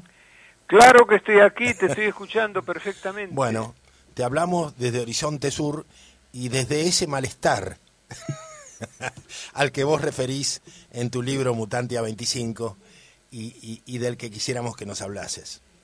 Bueno, primero al oyente le tengo que explicar por qué se llama Mutantia 25 y por qué se subtitula Nuestro Espacio Sagrado. Entre 1980, en plena dictadura, en el seno de la revista Humor, yo comencé a editar Mutantia como una revista libro bimestral que salía a kioscos. No era una revista subterránea ni alternativa en el sentido tradicional de esas que circulan de mano en mano, sino que tenía distribución formal. Y de eso hace 25 años. 25 años. Y paró en el número 24, en el año 87. De modo que es un símbolo. El 25 es un número que esperó 25 años para salir y justamente la correlación numérica hace que sea el 25. Lo de Nuestro Espacio Sagrado es porque, como bien decías recién, desde entonces veníamos con un grupo de gente bastante numeroso, veníamos detectando el surgimiento de una percepción simultáneamente con la descomposición del sistema en el cual se mueve la sociedad normal. Ajá. Normal entre comillas, porque de normal no tiene nada. Y había tendencias que en aquel momento todavía la ecología era una palabra rara, la meditación era considerada un exotismo ajeno a nuestra naturaleza, y hablar de mutación social en medio de una dictadura aparentemente era una utopía. Sin embargo, la revista pegó y no tenía el mismo espíritu burlón e irónico que tenían las caricaturas de la revista Humor, sino que documentaba autores y salía con una actitud bien clara en relación al ecologismo. Sí. Era una revista que cuestionaba la energía nuclear, era una revista que reclamaba con algunos otros ecologistas que después fundamos en el 86 la Red Nacional de Acción Ecologista, una ley de plaguicidas, por ejemplo, y el avance de lo químico y de lo artificial en la alimentación humana. No, y proponía nuevas espiritualidades y pensamientos arraigados, y bueno, a mí me llegó Mutantia a la cárcel a la cárcel de La Plata, y bueno, y la verdad es que te agradezco porque fue un aire vivificador que me llegó con Mutantia. Es más, supe de Carlos Castaneda a través de Mutantia, del brujo Don Juan y de tantas historias que después ya en Europa tuve ocasión de profundizar, incluso de transmitir en numerosos talleres que hacía en Suecia, ¿no? Y como parte de un patrimonio cultural latinoamericano muy fuerte, ¿no? Lo interesante es que no era una cuestión solitaria de un grupo de editores, sino que inmediatamente movió una cantidad de lectores para los que estaban acá, y como el caso tuyo, era una revista que circulaba en las cárceles, y aparte a menudo venían a buscar ejemplares anteriores gente que tenía a sus hijos en el exilio, ¿no? Claro, sí. Y empezamos con 9.000 ejemplares bimestrales, una revista libro, y llegamos en el momento de auge a los 16.000. Lo cual, sin publicidad, porque no teníamos avisos consumistas, ocasionalmente algún aviso de alguna editorial, sentimos la necesidad de, mejor dicho, la demanda de la gente era que querían algo, los lectores querían algo más que una revista, más que una lectura reconfortante. Y entonces, a los 2 años de haber empezado a publicar la revista, empezamos un programa de radio que lo aceptaron en Radio Municipal con el filósofo Luis Jorge Halfen, con el novelista Rodolfo Rabanal, con el poeta Raúl Vera Ocampo, y eventualmente, tal vez el nombre te resulte familiar, es un historiador llamado Jorge Bolívar, y el realizador cinematográfico Alberto Fischerman. Nuestro programa se llamaba Agenda Invisible. Y nos manejábamos con habilidad temática, es decir, no podíamos hablar de educación y mencionar a Paulo Freire porque estaba en el Index, pero a Iván Illich no lo conocía nadie y era tan subversivo como Freire. Hablábamos de libertad sindical a propósito del movimiento Solidaridad de Polonia y el apoyo que recibían del Papa. O sea que empezamos a hacer una especie de universidad paralela, chiquita, en pequeña escala, y le pusimos Multiversidad de Buenos Aires, con proyectos que tuvieran impacto en la vida cotidiana de la gente. Entonces, en ese contexto se fundó el Centro de Estudios de Tecnologías Apropiadas de Argentina, que a vos te resulta conocido porque tuvo después su sede en Marcos Paz. Apoyábamos desde ahí al Centro de Estudios de Cultivos Orgánicos, que fue la fuente de la creación del MAPO, del Movimiento Argentino de Cultivos Orgánicos. Se creó una red escolar de huertos infantiles llamada Verde Esperanza.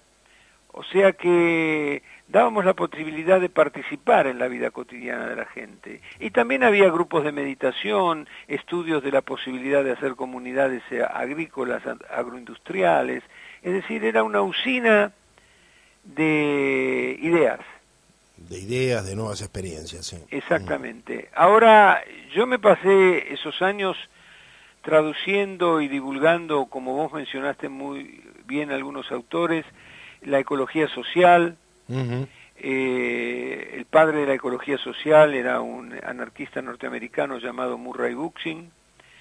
Publicábamos los trabajos del capitán Cousteau, que era un oceanógrafo. Los programas de televisión de él, los documentales, fueron muy famosos en una época. Y ingenieros agrónomos que prevenían sobre la problemática de los plaguicidas. Aquí incluso hubo una causa célebre donde se presentaron a la justicia para prohibir el agente naranja, que era un defoliante, el doctor Alberto Catán, secundado por Juan Schroeder y Antonio Brailovsky, que la justicia apoyó y fue prohibido. Entonces, el asunto no era el rezongo crítico, sino que proponía cambios en la vida cotidiana. Yo dictaba 2 materias en la multiversidad. Una de pedagogía ecologista, donde capacitaba gente para convertirse en agentes sociales de cambio. Eso era desde un punto de vista comunitario. Y al mismo tiempo, como estaba formado en meditación tibetana en un instituto en Estados Unidos, convocaba a grupos de meditación. Y es algo que sigo haciendo a través de los años, pero estos 24 años, 25 años en los cuales la revista no salió, junté un montón de materiales míos que en parte o eran prólogos de libros que no se conseguían, o artículos inéditos, o algunos artículos que sí habían salido publicados, pero en revistas que no se pueden encontrar. Y además, también vos lo mencionaste recién, autores como Ken Wilber, que vienen trabajando la psicología integral, que me parece una corriente muy inteligente y muy que refleja muy mucho este cambio que vos leíste que se está produciendo en el seno de la humanidad. Solo que no es espectacular, todavía sigue siendo minoritario.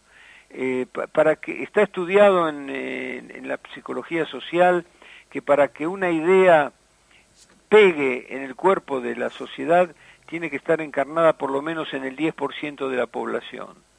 En aquella época Ken Wilber decía que recién esta idea nueva de la transformación social, con mucho contenido espiritual, pero también con percepción social de carácter integral, o una palabra que después fue muy manoseada, pero que era lo holístico, que viene del holos, de lo integral, pues a mí me fue motivando como escritor, y yo en todos estos años he sacado muchos libros míos y he hecho antología del pensamiento de Thomas Merton, del pensamiento de Mahatma Gandhi y de autores distantes de la Edad Media, que también fue una época de transición, como el poeta persa Rumi o el místico alemán, el maestro Eckhart.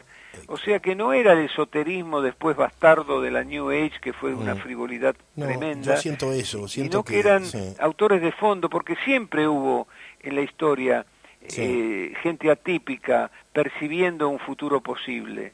Solo que antes eran minoritarios y no había los medios de comunicación que hay en la última década, en las últimas décadas.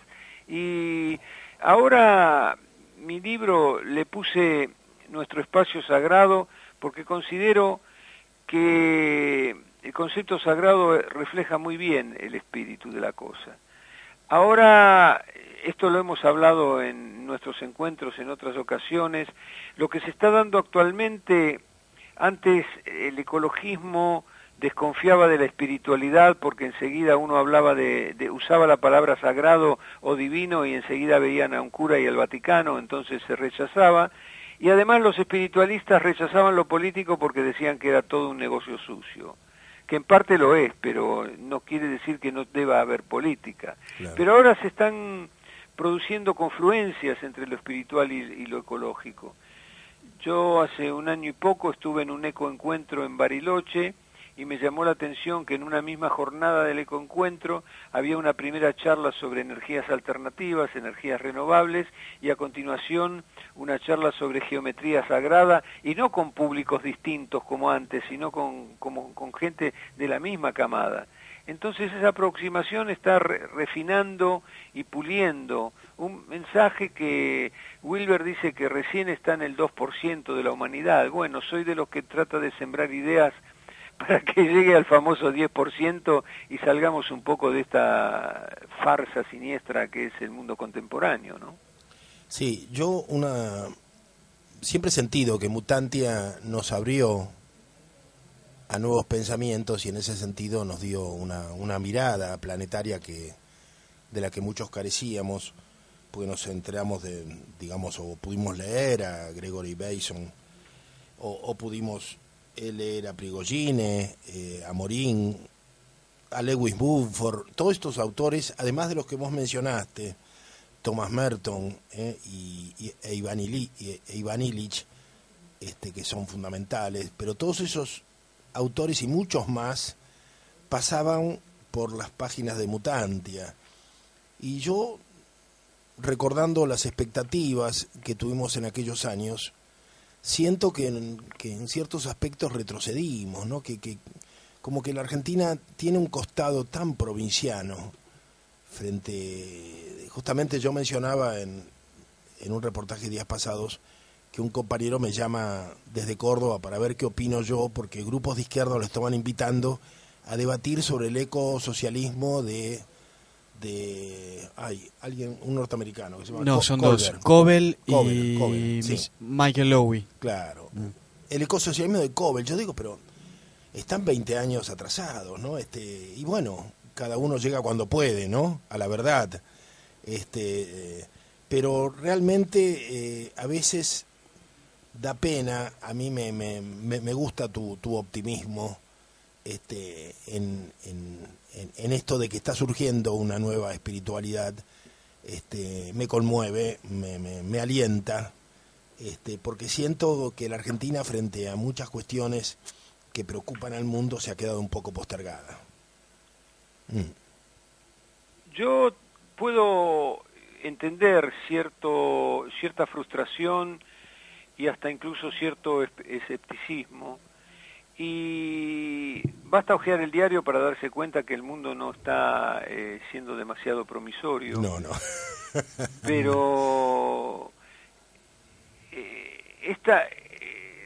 es difícil de poner en foco, porque hablar de una mutación existencial suena misterioso o mágico, Sí. y sin embargo, vos sabés que yo he estado en el principio en el movimiento del rock argentino, he escrito una historia del rock argentino, y para mí es un ejemplo de cómo de la nada se inventó algo que no existía. Así es. Y Sí, es terminó verdad. conquistando la sociedad. Es verdad, sí. Es decir, y fue durante la dictadura un movimiento de resistencia poética, de resistencia armónica. Nunca ninguno de los precursores iniciales dijo, vamos a fundar un movimiento de rock argentino. El asunto era la época de los hippies y de la contracultura y de los Beatles y todo eso, pero el mundo se encendió de pronto. Aparecieron estos 4 locos de Liverpool con un sonido diferente que después se fue enriqueciendo y se convirtió en música progresiva y que creó a nivel mundial toda una tradición. Así Y es. eso para mí es un ejemplo vital de que de pronto las transformaciones surgen imperceptiblemente como una pequeña hierba y después se convierten en una enorme masa de verde, verde porque simboliza la vida y la fertilidad. Mi intuición me indica que hay algo importante germinando. Entonces, si vos revisás el sumario del libro Mutantia 25, ¿cómo explico yo el espacio sagrado? Te das cuenta viendo los títulos de los capítulos. Humanidad 21, el arte de existir, el placer infinito, salud, armonía dinámica, introvisión cuántica, mutantes existenciales. Suena como un poco abstracto, pero cuando vas avanzando con los autores, con Ken Wilber, con Kabir, con el maestro Eckhart, que es antiguo pero vigente, empezamos a hablar de etnobiología, y a nuestro alrededor hay energías desconocidas. Está llamado por los antropólogos un punto de mutación. Así es. Algunos llegan, otros no llegan, algunos llegan demasiado temprano y se sienten solos, y hay otros que no llegan y también se sienten solos y abandonados. Bueno, por eso publico un libro, para tratar de difundir buenas noticias, ¿viste? En medio de tantas malas noticias. Bueno, te aviso que muchos somos discípulos de estas ideas y las tratamos de seguir, y lógicamente, más de una vez nos sentimos solos y después nos sorprendemos cuando vemos la cantidad de gente que en realidad nos estaba escuchando, siguiendo, y que necesita nuestra palabra, ¿no? Nos pasa constantemente con este programa que de pronto descubrimos gente que nos escribe desde lugares más lejanos, inverosímiles prácticamente, y que nos siguen por internet. Y bueno, y es eso, ¿no? Ese punto de mutancia, esa semilla, ¿no? Que uno nunca sabe. Y la semilla, como enseñaba Adolfo, nuestro compañero Adolfo Boy, no solamente necesita humedad y oscuridad, sino que necesita silencio, ¿no? Y a veces puede estar mucho tiempo la semilla esperando, ¿no? Esperando que le llegue ese calor, y bueno, y seguramente con muchas de las ideas que vos sembraste y que te agradecemos, ha pasado eso, ¿no? Has dado sí. Has dado un lindo ejemplo, porque me hiciste recordar un fenómeno que yo cito a veces. La semilla del bambú toma 7 años para germinar y manifestarse por encima de la superficie donde fue plantada. Durante 7 años parece que la semilla no agarró, no pasó nada, 7 años, claro. y de pronto estalla y se convierte en esa cosa preciosa que es el bambú. Que empieza como una cosa endeble y se transforma en una cosa vigorosa y expansiva. Yo creo que los cambios sociales se dan así. En la época del Renacimiento, cuando se fue al tacho la Edad Media y se desmembró el feudalismo, pero no porque haya desaparecido el autoritarismo sectorial, sino que fueron los primeros pasos de lo que después fue la revolución industrial y el capitalismo, nadie se enteró de que estaban atravesando una revolución. Así es. Y yo siento que ahora pasa lo mismo. Así es, así es. Y lo mismo pasó con aquel jovenzuelo de Asís, ¿no? Así es. Y San Francisco, ¿no? Que hoy se reproduce en Roma de alguna manera, porque esos pensamientos siguen multiplicándose, ¿no? Y yo muchas veces he comentado con alegría también esto que vos marcabas de tu encuentro en Bariloche, de que hubo una época en que realmente, ¿no? Uno iba a un encuentro, yo que venía sobre todo de las luchas políticas, y escuchaba hablar de Flores de Bach, y me corría, ¿viste? ¿No? Sí. Y ahora veo que la gente que habla de Flores de Bach quiere escucharme y me golpea la puerta, y entonces me doy cuenta que hay convergencias entre diferentes abordajes de una realidad que es única, que es múltiple, ¿no? Pero también veo que todo ese sector, bueno, hace un rato estuvo aquí un chico de Maillín Ahogado, y bueno, y con nosotros están trabajando chicos de San Marcos Sierra, que son hijos de hippies de los 70, y que hoy se han politizado de una manera muy interesante. No se han politizado en los partidos políticos, se han politizado en el sentido de que tienen ideas y manejan ideas de cómo hacer y qué hacer con la sociedad, no solamente con las acequias, ¿no? Con la sociedad, con el municipio, tienen ideas políticas, y necesitan nutrirse de las experiencias que pasan en el mundo, y les preocupa, no solamente le preocupa la espiritualidad de sus padres, sino también le preocupa lo que pasa en las montañas con los zapatistas, ¿no? En México. Se comprende. Entonces hay que saber esperar, claro. Eran zonas estancas que se están comunicando y se están enriqueciendo. Y yo siento que muchos de estos chicos probablemente logren cambiar la política que está tan desvalorizada en la Argentina, ¿no? Ahora, Jorge, yo querría resaltar que lo que aparenta a veces un poco o bastante deprimente en las metrópolis, no es tan así en los pueblos chicos. No, claro, sí. Porque el poder local ejercido en escala reducida a veces permite conquistas que no se pueden conseguir en una capital. Vos mencionabas a los viejos hippies y a sus descendientes. Hay que tener en cuenta que los lugares hippies tradicionales que han sido el Bolsón Río Negro o San Marcos Sierras en Córdoba fueron los primeros municipios que se declararon libres de transgénicos. Sí. Y después en lugares turísticos que nadie hubiera imaginado, como Merlo en San Luis, también se declaró libre de transgénicos. Así es. La flor de la transformación surge en los lugares más inesperados. Así es. Bueno, estamos terminando ya nuestro programa, y Miguel... Yo aclararía, Jorge, que mi libro no es un libro clandestino, está en todas las librerías, lo editó una editorial que vos conocés muy bien, que es El Nuevo Extremo. Editorial del Nuevo Extremo, que lo encuentran en www.delnuevoextremo.com. Entonces el libro es 25 Mutantia 25, nuestro espacio sagrado. Miguel Grimberg ha estado con nosotros. Miguel, te agradecemos muchísimo. Vamos a seguir recomendando este libro y otros de la editorial, que es una editorial muy interesante. Bueno, y sobre todo vamos a tratar de que esta siembra que vos has hecho continúe.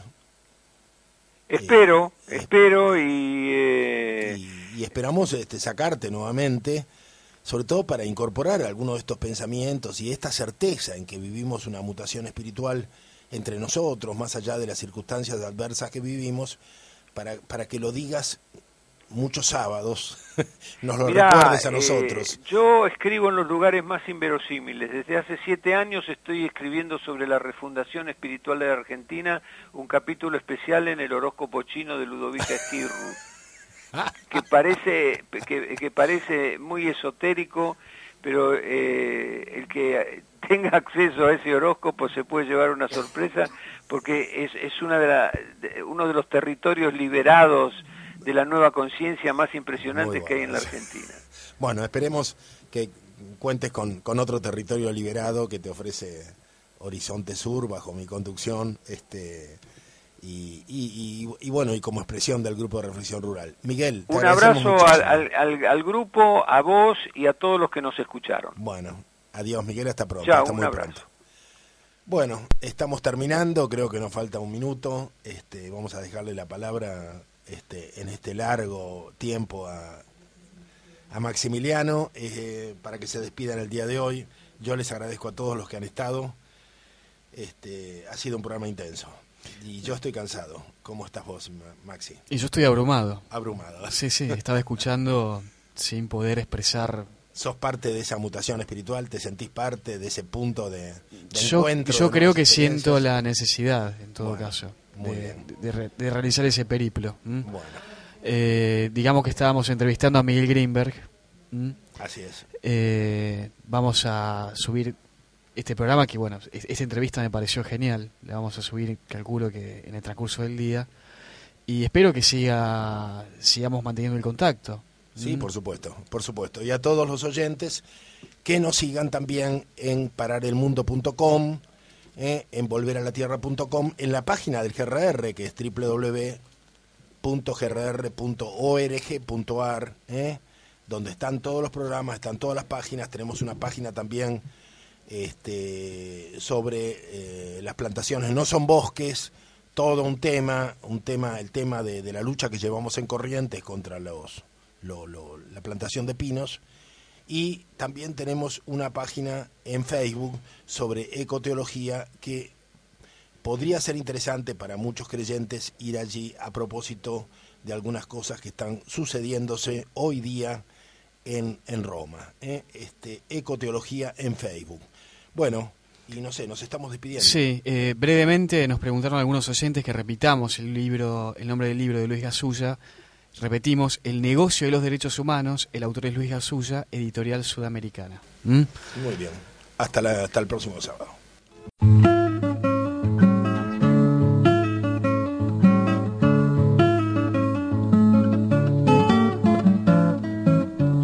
Horizonte Sur, con la conducción de Jorge Eduardo Rulli y la participación del Grupo de Reflexión Rural.